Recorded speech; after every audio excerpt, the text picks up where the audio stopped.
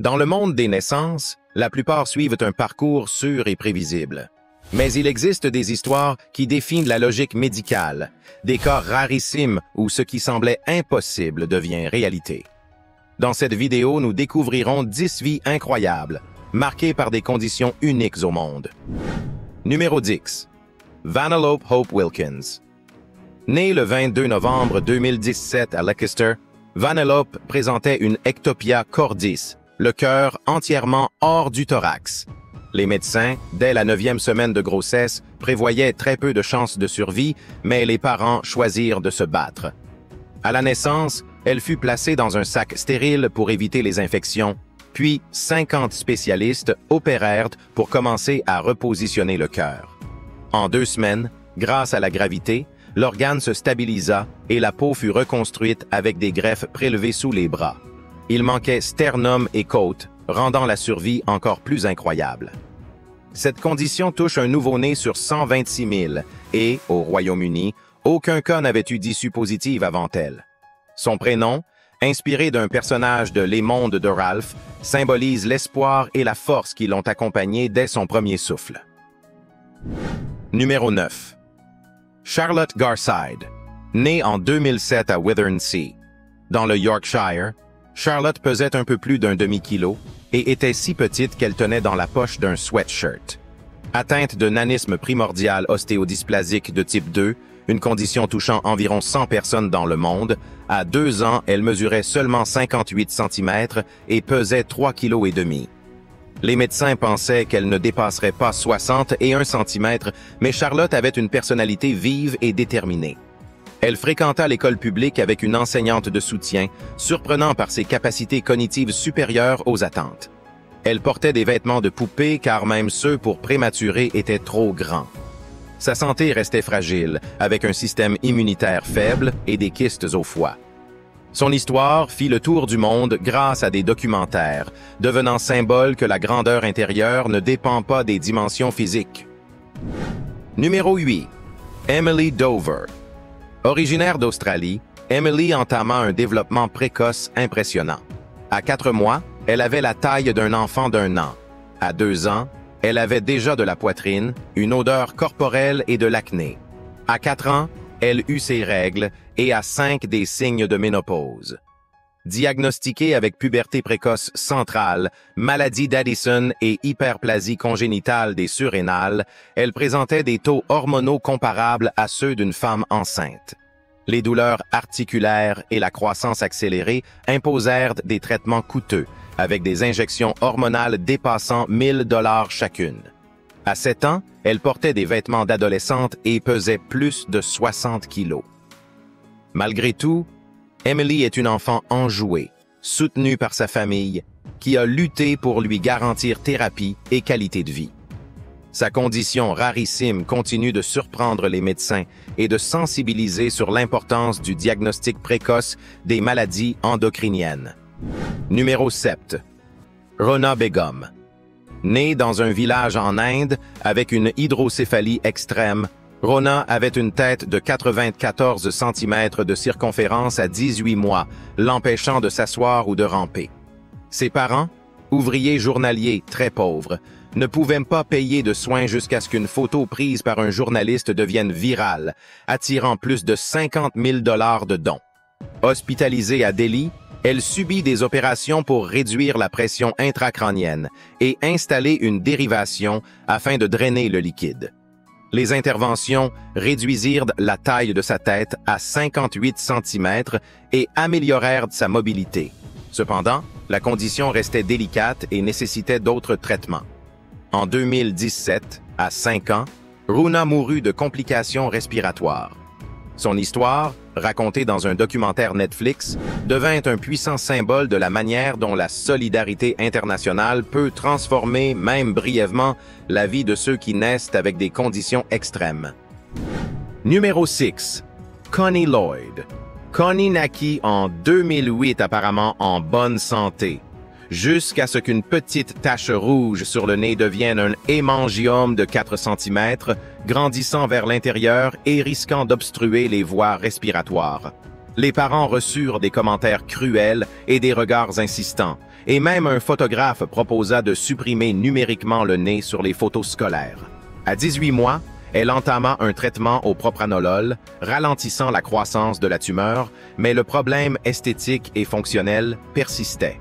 À 2 ans et demi, elle subit une opération au Royal London Hospital pour l'enlever complètement.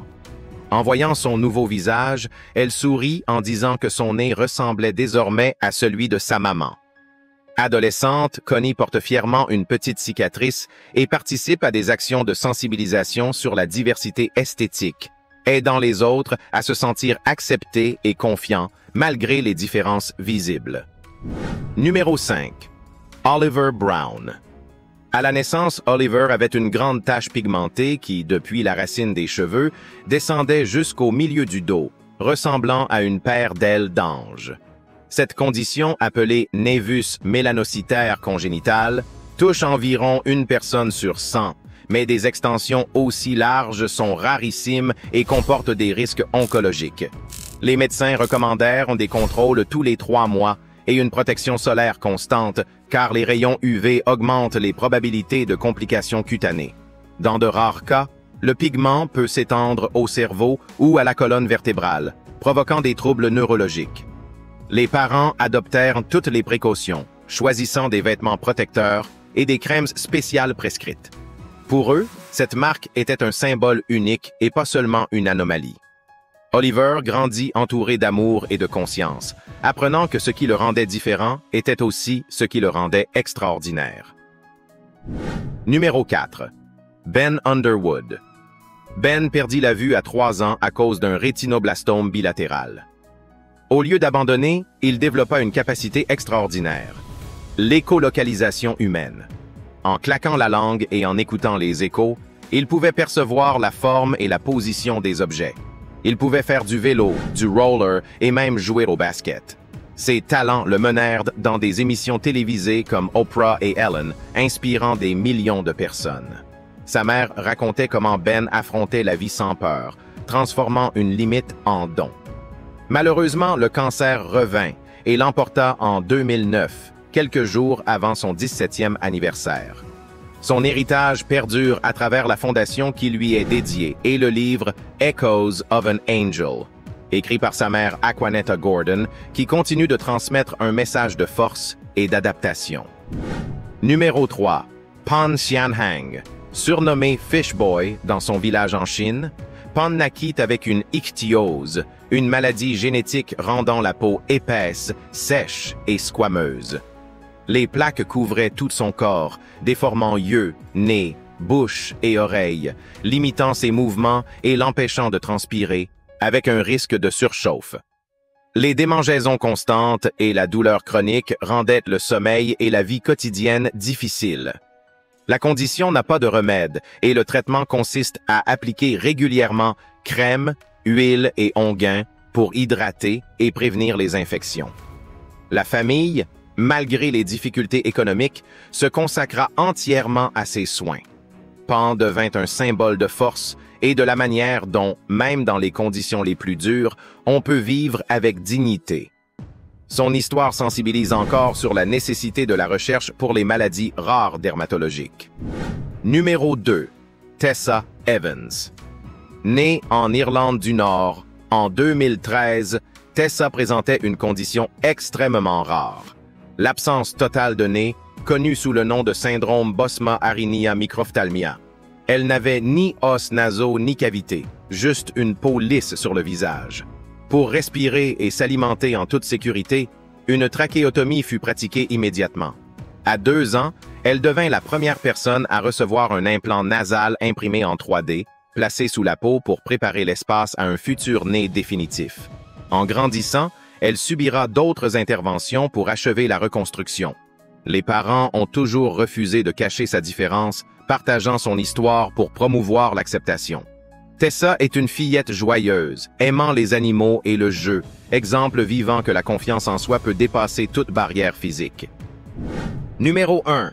Paisley Morrison Johnson. Paisley naquit avec le syndrome de Beckwith-Wiedemann qui causait une macroglossie extrême. La langue était si grande qu'elle remplissait toute la bouche, empêchant une respiration et une alimentation normale. Après la naissance, elle fut intubée et à 3 mois, subit une première réduction de la langue. Malheureusement, le tissu repoussait rapidement, nécessitant une seconde intervention où 15 cm de muscles furent retirés. Après l'opération, elle sourit pour la première fois et put s'alimenter sans assistance. Le syndrome augmente aussi le risque de tumeur infantile, raison pour laquelle Paisley subit des contrôles réguliers. Aujourd'hui, elle mène une vie active et heureuse, prouvant que même les plus grands défis peuvent être surmontés avec détermination, soins appropriés et le soutien inconditionnel de la famille. Aujourd'hui, notre voyage touche également à sa fin, mais ce n'est pas le dernier. N'oubliez pas de laisser un « j'aime », un commentaire et de vous abonner à la chaîne si vous avez aimé la vidéo. À la prochaine aventure!